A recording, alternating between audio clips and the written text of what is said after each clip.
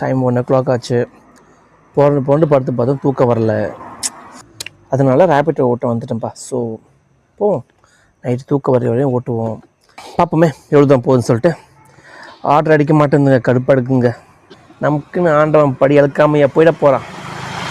எவனா ஓட்ட மாட்டான், பிடிச்சி கொண்டு போயிடலாம்.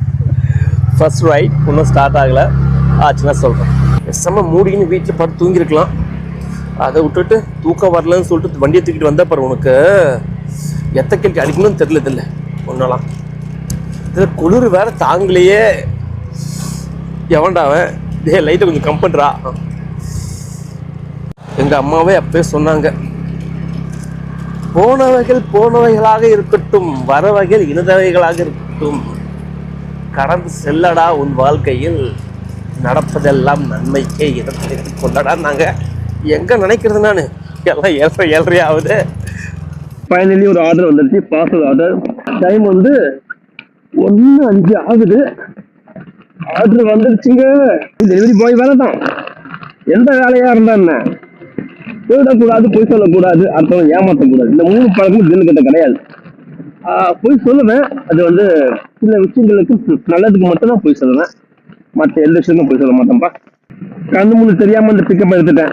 ஸோ இப்போ இந்த பார்சல் வாங்கிட்டு மேற்கொண்டு சமாச்சாரங்கள் பேசலாம். ஓகே, ஆஃப்டர் கொரோனாக்கு அப்புறம் தான் இந்த மாதிரி காலியான ரோடு பார்க்கவே முடியும் நைட் டைம்ல. அதெல்லாம் இப்போ இருக்க வாய்ப்பு இல்லை. நைட் டைம்ல மட்டும் இந்த மாதிரி கண்கொள்ளா காட்சிகள் உங்களுக்கு தெரியும் காய்ஸ். அடுத்த ராத்திரில வந்து நாய்ங்க தொல்லை, நாய்களும் மேய்க்க வேண்டியதா இருக்கு, மாடுகளும் மேய்க்க வேண்டியதா இருக்கு.